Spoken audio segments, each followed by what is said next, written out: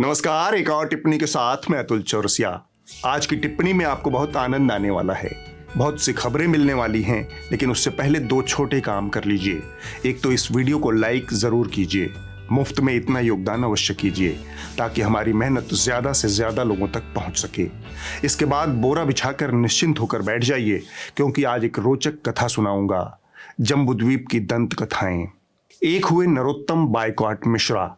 पहले उनका नाम सिर्फ नरोत्तम मिश्रा था। एक दिन सपने में इनको भगवान विष्णु ने दर्शन दिया। दुआ सलाम के बाद भगवान ने कहा, हे नरों में उत्तम, क्या तुमने आमिर खान का नाम सुना? नरोत्तम ने जोर से कहा, मैं आमिर खान का बायकॉट करता हूं। भगवान विष्णु ने पूछा, मां काली वाली मोइत्रा को जानते हो? नरोत्तम ने कहा, मेरी भावना आहत हो गई भगवान, मैं काली का बहिष्कार करता हूं। भगवान विष्णु ने फिर पूछा, आदि पुरुष को जानते हो? नरोत्तम ने कहा, मैं आदि पुरुष का बायकॉट करता हूं। विष्णु ने पूछा, डाबर वाली लेस्बियन करवा चौथ?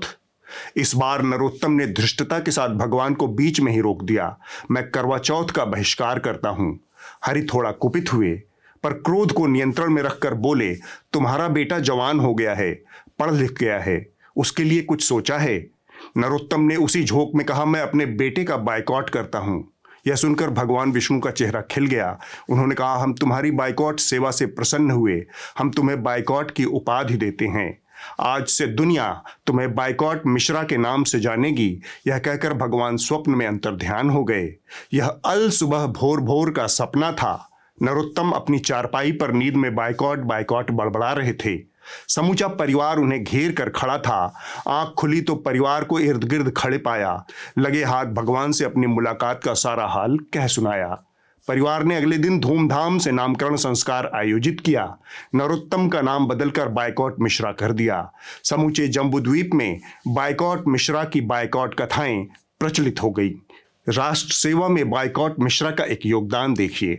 मध्य प्रदेश के दो अभिमान, नरोत्तम मिश्रा कमल निशान, मध्य प्रदेश के दो अभिमान, नरोत्तम मिश्रा कमल निशान, कर्मवीरों की जय होती, भाजपा सिंधु मिश्रा मोदी, नरोत्तम मिश्रा नाम विशेष, धन्य भाजपा मध्य प्रदेश, नरोत्तम मिश्रा नाम विशेष। धन्य भाजपा मध्य प्रदेश। कालांतर में बायकॉट मिश्रा को मध्य प्रदेश का गृह मंत्री बनाया गया। मिश्रा ने भगवान विष्णु से मिले आशीर्वाद और सरकार में मिले विभाग के साथ न्याय करने का निर्णय किया। गृह का अर्थ मिश्रा को यही समझ आया कि हर घर में ताका झाकी करना है, सबकी चनिया चोली का हिसाब रखना है, कोई घर उनकी निगाह से बचने न पाए, तभी गृह मंत्रालय का दायित्व निर्वहन होगा। कौन क्या पहन रहा है, क्या खा रहा है, क्या गा रहा है, यही गृह मंत्रालय का काम है। इस दायित्व को पूरा करने के लिए बायकॉट मिश्रा ने भगवान विष्णु से मिले बायकॉट वरदान का पूरा इस्तेमाल किया। सबसे पहले मिश्रा ने प्रतिदिन की दर से आहत भावना प्रेस कॉन्फ्रेंस समारोह का आयोजन किया। इस समारोह में प्रतिदिन की दर से एक मुद्दे को आहत भावना के तहत उठाया जाता था। फिर बायकॉट मिश्रा उस मुद्दे के बायकॉट का आह्वान करते थे। गृह मंत्रालय के तहत मिली शक्तियां बायकॉट मिश्रा की ताकत को बाली के समान दोगुना कर देती हैं। इसके मध्य प्रदेश में कार्यक्रम ही न होने दें। मैं तो विदूषक ही कहूंगा इसको, जब तक ये खेद व्यक्त नहीं करे तब इस पर विचार करें। आदरणीय आमिर जी से अनुरोध है कि भारतीय परंपराओं और रीति रिवाजों को ध्यान में रखकर आगे इस तरह के विज्ञापन करें। वो लगातार खासकर आमिर खान जी के बारे में इस तरह का भारतीय परंपरा रीति रिवाजों देवी देवताओं के जो आते रहते हैं, मैं इसे उचित नहीं मानता हूँ। महुआ मोहिला जी मित्रा जी के खिलाफ में क्राइम ब्रांच में एक FIR हुई है। मीणा मैकलाई जी के खिलाफ रतलाम में धारा 295A में FIR हुई है। 24 घंटे का मैंने समय दिया है हटाने का, खेद माफी मांगने का। अगर वो नहीं होता है तो एक और भोपाल में होगी। हमारी आस्था के जो केंद्र बिंदु हैं उनको जिस रूप में दिखाया गया है वो अच्छा नहीं है। अब हनुमान जी के अंग वस्त्र जो है चमड़े के उसमें दिखाए गए हैं। इसके जो निर्माता हैं ओम राउत जी, उनको पत्र लिख रहा हूँ कि इस तरह के जितने भी दृश्य हैं इन्हें वो हटाएं। डाबर हो या सब्यसाची मुखर्जी जी हो, पहली बार थी तो हमने भूल मानी है। अगर पुनरावृत्ति होगी तो फिर चेतावनी नहीं दी जाएगी, कार्रवाई की जाएगी। ये और इनसे रिलेटेड इस तरह के जो भी लोग हों, भावनाओं के साथ आस्थाओं के साथ खिलवाड़ करने की कोशिश न करें। आज वो इन लेस्बियन को करवा चौथ का व्रत तोड़ते हुए छलनी में देखते हुए बता रहे हैं, कल को लड़का लड़की दोनों लड़के ही फेरे लेते दिखा देंगे, शादी करते हुए दिखा देंगे। हमारी भावनाओं को आहत करने वाले दृश्य फिल्माते क्यों हो? इधर कुछ दिनों से मिश्रा अपने दैनंदिन कामकाज में इतना व्यस्त हो गए थे कि उन्हें कुछ दिनों से आहत भावना प्रेस कॉन्फ्रेंस समारोह की याद ही नहीं रही। तब भगवान विष्णु ने मिश्रा को सपने में दर्शन देकर याद दिलाया कि वत्स, बायकॉट का काम इन दिनों रुका पड़ा है। भगवान की इस ताकीद से मिश्रा हड़बड़ा कर उठे। यह अल सुबह भोर भोर का सपना था। भगवान की आज्ञा का पालन करते हुए वह हाथ में बड़ा सा आवर्धक लेंस लेकर नए मुद्दे की तलाश में निकल पड़े। उनकी निगाह शाहरुख खान की फिल्म पठान पर पड़ी। नाम से ही शाहरुख खान मिश्रा को सस्ता सुलभ शिकार नजर आया, जैसे जंगल में भटकता हिरन का बच्चा किसी बाघ को नजर आता है। मिश्रा ने घुमा घुमा कर 3 बार बेशर्म रंग वाले गाने को आवर्धक लेंस की मदद से देखा। कुछ समझ नहीं आ रहा था। तभी नरोत्तम के एक चेले की नजर गाने के अंतिम कुछ सेकंड के हिस्से पर पड़ गई। उसे संतरे का रंग नजर आया। संतरा संतरे को देखकर खिल उठा। बायकॉट मिश्रा के जिस्म में मौजूद बाछें खिल उठी। वीडियो के उन कुछ एक सेकंड के हिस्सों को आवर्धक लेंस की मदद से बार बार निहारा और पाया गया कि यह हिस्सा तो आहत भावना प्रेस कॉन्फ्रेंस समारोह आयोजित करने के लिए पर्याप्त से भी ज्यादा पर्याप्त है।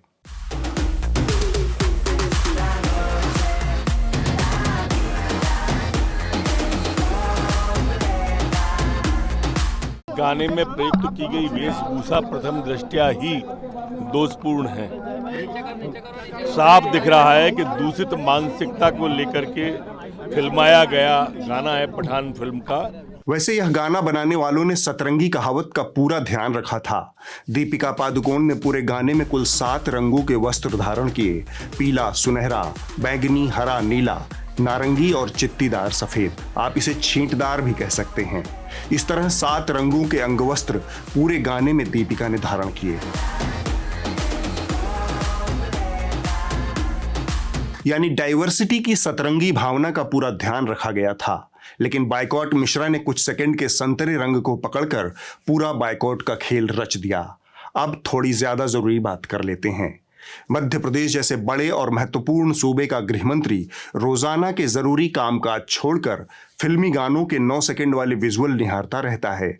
उसे इस बात की चिंता नहीं है कि मध्य प्रदेश में उसकी नाक के नीचे महिलाओं के प्रति अपराध की स्थिति कितनी भयावह है।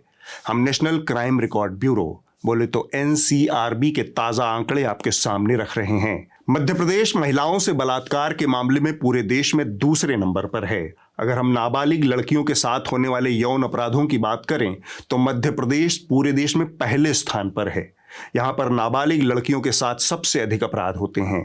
दहेज हत्या के मामले में मध्य प्रदेश पूरे देश में तीसरे स्थान पर है। महिलाओं के खिलाफ घरेलू हिंसा के मामले में भी शान से तीसरे स्थान पर है। इसी तरह दलितों के खिलाफ होने वाले अपराध में मध्य प्रदेश शीर्ष पर है।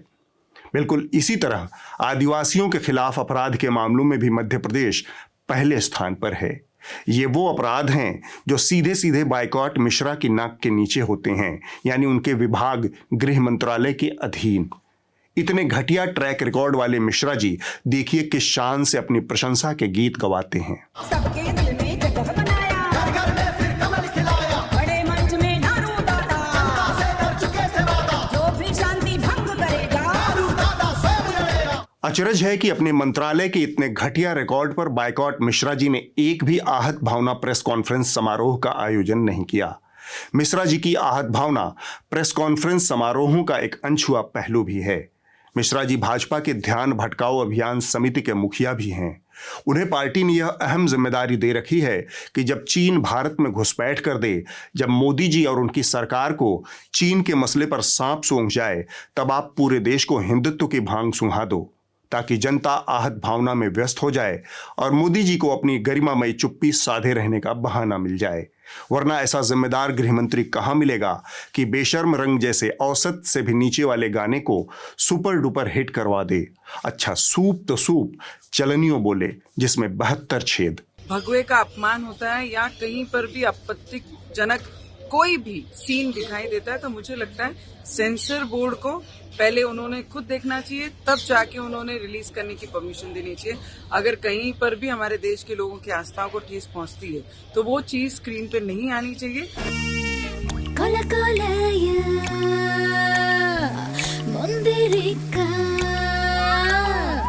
Kola kola ya mundirika, kolanjapu पोच कतिरिका कलेजा पोच कतिरिका।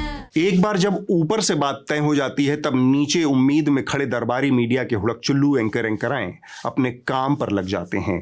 चैनल दर चैनल आहत आस्था का नगाड़ा पीटा जाने लगता है। एक से एक कुतर्क, मंकी बैलेंसिंग, बैलेंसवाद का नजारा देखने को मिलता है। ऐसे बॉलीवुड स्टार जिन्हें काम करते हुए कई दशक हो गए, उन्हें क्यों आज भी ऐसे गानों का सहारा लेना पड़ रहा है जिन गानों पर विवाद है?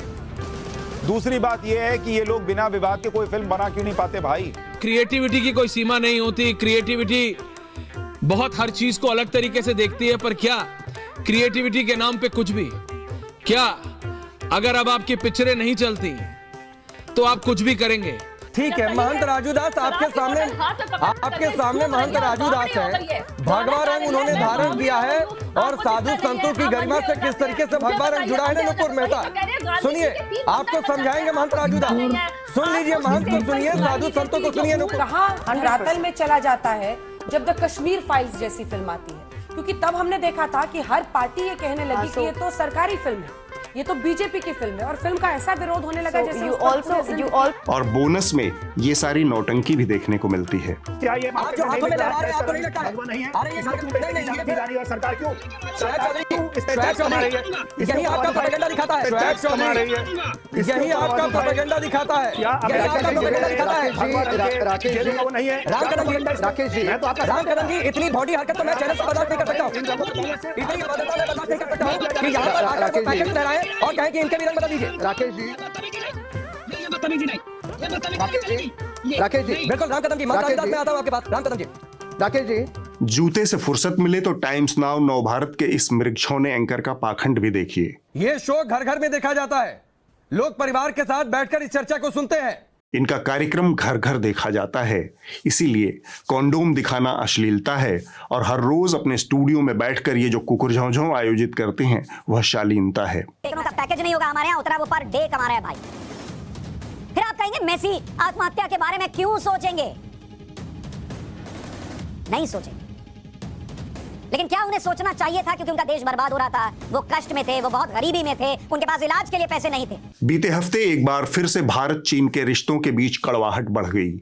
चीनी सेनाओं ने एक बार फिर से भारतीय सीमा का अतिक्रमण किया। जो जानकारी सामने आई है उसके मुताबिक चीनी सैनिकों ने अरुणाचल प्रदेश के तवांग इलाके में LAC से लगते भारतीय दबे वाले इलाकों में घुसपैठ की कोशिश की। स्थापित पेट्रोलिंग लाइन में एक तरफा बदलाव की कोशिश की। भारतीय सैनिकों के त्वरित कार्रवाई के बाद चीनी सैनिक वापस लौट गए।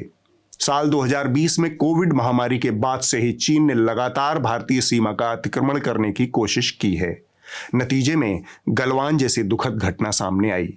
जानकारों के मुताबिक अभी भी डेप्सोंग और गलवान के कई क्षेत्रों में चीन भारतीय सीमा में अपना स्थायी और अस्थायी निर्माण करके बैठा हुआ है।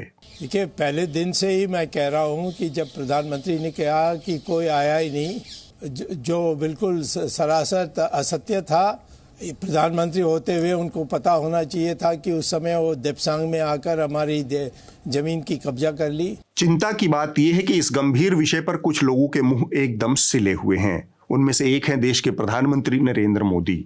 पैदाइश से लेकर अंतिम संस्कार तक, बरही से लेकर तेरही तक लगभग हर विषय पर साधिकार बोलने वाले प्रधानमंत्री चीन के मामले में सुई पटक सन्नाटा धारण कर लेते हैं। लगभग हर गतिविधि की बधाई लेने वाले प्रधानमंत्री चीन की बधाई लेने से हमेशा कतराते रहते हैं। अर्जेंटीना को बधाई भी दी है प्रधानमंत्री जी ने, लेकिन चीन को चेतावनी नहीं दे पा रहे।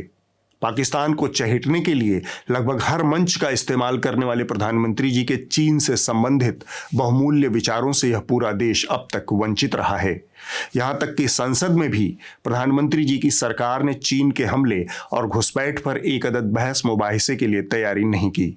इतनी मजबूत सरकार है जो संसद से भी मुंह चुराती है। चीन से झड़प पर हंगामा थमने का नाम नहीं ले रहा है। जहां विपक्ष बहस की मांग पर अड़ा हुआ है, वहीं सरकार का कहना है कि रक्षा मंत्री के बयान के बाद बहस की जरूरत नहीं है। देश प्रधानमंत्री के बहुमूल्य विचारों से वंचित है। इसकी भरपाई इस देश का दरबारी मीडिया करता है। भारतीय खबरिया चैनलों के रंगमंच पर आपको पर्याप्त मात्रा में लाल आंखें, तनी हुई भ्रुकुटियां, बेकंट्रोल जुबान और नूरा कुश्ती देखने को मिल जाएगी। पर इन सब से चीन को क्या फर्क पड़ता है, किसी को नहीं पता। मसलन चौधरी साहब को लीजिए। इनको लगता है कि भारत देश इनके परिवार की जागीर है, जिससे प्रेम करने का, प्रेम का सर्टिफिकेट बांटने का इनको ही अधिकार है। इनकी जुबान में मीटर लगा हुआ है, जिससे ये नापते हैं कि आज कौन लोग चीन पर खुश हैं, कल कौन लोग पाकिस्तान पर खुश हैं, परसों कौन लोग मुसलमान पर खुश हैं, उसके अगले रोज कौन शाहरुख खान पर खुश हैं। कि कल जब से ये खबर आई है तब से हमारे देश का एक खास वर्ग इस पर बहुत खुश हो रहा है, मन ही मन, और कह रहा है कि LAC पर जो कुछ हुआ अच्छा ही हुआ, क्योंकि इससे उन्हें एक मुद्दा मिल गया। विपक्षी दलों को भी आज रक्षा मंत्री के इस बयान पर ताली बजानी चाहिए थी। ताली विपक्ष ने नहीं बजाई और कसक तिहाड़ शिरोमणि के मन में रह गई। और जब इन्हें अपने परम पिता के बचाव में कुछ नहीं मिलता, तब नेहरू मिलते हैं। नेहरू इनके लिए 12मासी छतरी हैं, मानसून में बारिश से बचाते हैं, गर्मियों में धूप से बचाते हैं, और सर्दियों में दिमाग को पाला न मार दे, इससे भी नेहरू ही बचाते हैं। असल में वर्ष 1949 में जब चीन में कम्युनिस्ट पार्टी का शासन आया, तो इसके 1 साल के बाद ही चीन ने तिब्बत क्षेत्र पर हमले शुरू कर दिए थे और इस पर नियंत्रण की लड़ाई छेड़ दी थी। भारत की सरकार उस समय ये सब कुछ देख रही थी, लेकिन इसके बावजूद नेहरू चीन से अपने रिश्ते मजबूत बनाना चाहते थे और इसी वजह से उन्होंने अप्रैल 1950 में चीन की कम्युनिस्ट सरकार को मान्यता भी दे दी। नेहरू इस बात के प्रबल पक्षधर थे कि चीन के साथ उन्हें रिश्ते बेहतर रखने हैं, और वो हमेशा तिब्बत को चीन का वह हिस्सा मानते थे जो आंतरिक रूप से स्वायत्त था पर चीन का हिस्सा था। लिहाजा उनकी चीन नीति में 1962 से पहले तक एक निरंतरता थी। यह निरंतरता एक ताकतवर पड़ोसी के साथ शांतिपूर्ण सह अस्तित्व पर आधारित थी। यह पंचशील के समझौते में निहित थी। नेहरू का यह कदम व्यावहारिक राजनीति भी था। नेहरू के हाथ में एक ऐसे देश की कमान थी जहां भयानक गरीबी, अशिक्षा, खाद्यान्न की कमी और स्वास्थ्य सेवाओं का अभाव था। देश का बंटवारा हुआ था। उसके संसाधन 2 हिस्सों में बंट गए थे। इसमें देश का सैन्य संसाधन भी शामिल था, जो भारत और पाक बंटवारे के बाद लगभग आधा रह गया था। ऐसे में चीन के खिलाफ भारत के पास कोई सैन्य विकल्प नहीं था, न ही वह समझदारी थी। शांतिपूर्ण सह अस्तित्व का विचार ही भारत की अंदरूनी चुनौतियों और जरूरी मसलों से निपटने का तरीका था। और इनको सुनो तो सबे दहान 22 पसेरी। 1954 में जब चीन ने तिब्बत पर नियंत्रण कर लिया, तब भी जवाहरलाल नेहरू ने चीन के इस अवैध कब्जे को आधिकारिक रूप से स्वीकार कर लिया, इसका विरोध नहीं किया और इसे अपनी मान्यता चुपचाप दे दी। चौधरी साहब से भी चालू चौधरी साहब का चेला निकला। डीएनए चौधरी साहब वाला ही है और कार्यक्रम भी डीएनए ही है। इन्होंने हेडलाइन में चीन का जिक्र तो किया और पहली स्टोरी के तौर पर जिक्र किया, लेकिन इसी दौरान लगता है रायसीना हिल से किसी जोशीले का संदेश आ गया। इसके बाद बंदा जो टर्मिनल 3 पर अटका तो पूरे कार्यक्रम में चीन तो दूर च भी भूल गया। चीन कभी नहीं सुधर सकता। गलवान में मुंह की खाने के बावजूद चीन ने एक बार फिर से गलवान पार्ट 2 दोहराया है और खबर है कि 9 दिसंबर को अरुणाचल प्रदेश में LAC पर भारत और चीन के सैनिकों की झड़प हुई। तवांग सेक्टर में हुई झड़प में कुछ सैनिकों के जख्मी होने की भी खबरें आ रही है। चीन की इस हरकत का पूरा अपडेट आज हम आपको डीएनए में देंगे। A few moments later.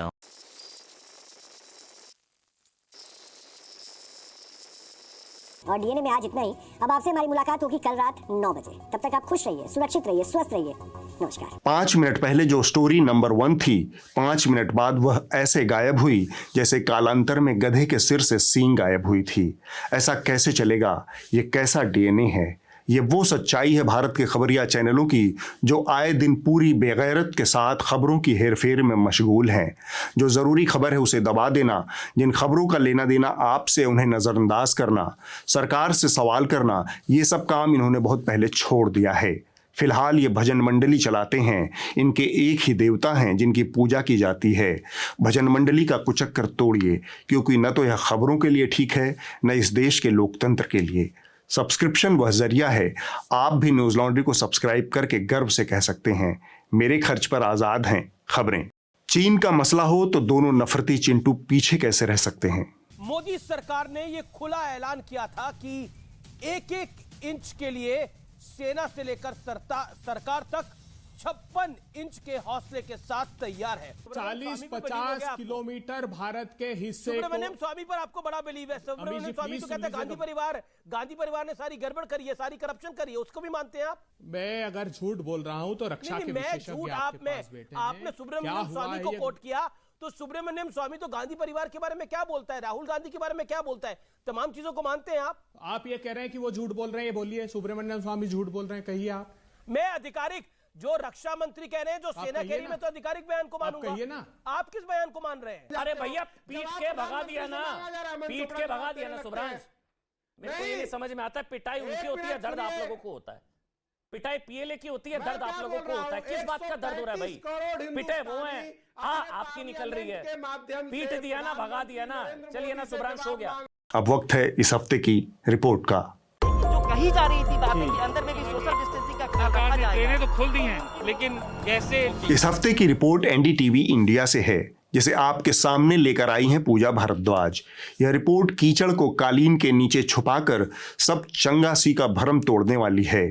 यह रिपोर्ट शब्दशः कीचड़ को कालीन के नीचे छुपाने की कसरत की पोल खोलती है। भारत को साल 2023 के लिए G20 समूह की अध्यक्षता मिली है। इस मौके का जश्न मनाने के लिए सपनों के शहर मुंबई की झुग्गियों को चादर और G20 के पोस्टरों से ढक दिया गया है, बिल्कुल उसी तरह जैसे ढहते खंडहर को टाट के पैबंद से छुपाकर आलीशान होने का भ्रम पैदा किया जाता है। आज पैबंद की जरूरत है, यह सजा है रफू न करने की। पहले साफ सफाई हुई, फिर पूरे पर्दे के सामान सब लेके आके रखे। कुछ आइडिया नहीं था। ये दूसरे दिन जब सुबह में हम लोग देखे ना, तो पर्दे लग चुके थे। तो ये रात में लगा कर गए? हाँ, रात में लगा के गए। तो कुछ लोगों से ऐसा पता चला है कि कुछ बाहर से कुछ लोग आने वाले हैं। रोड के किनारे का सिर्फ हुआ है, अंदर का नहीं किया? अंदर का नहीं किए हम लोग। मैं बोली भी थी, तो बोले मैं बोली इधर का जो मट्टी आप गिरा के बना सकते हो, कर सकते हो। तो क्या बोले कि गाड़ी आएगा तो करेंगे। उस तो अभी तक गाड़ी नहीं आए उन लोग का, तो बनाएंगे क्या? ताकतवर देशों का समूह ग्रुप ऑफ 20 यानी कि G20 का समिट अगले साल भारत में होने वाला है दिल्ली में। मुंबई को बहुत खूबसूरत बनाने की कोशिश हुई है, पेंटिंग्स लगाई गई हैं, लाइट्स लगाई गई हैं, लेकिन ये जो पर्दे लगाए गए हैं हरे रंग के, ये ज्यादा चर्चा में है और खबरों में बने हुए हैं। अगले हफ्ते होगी एक और टिप्पणी। नमस्कार।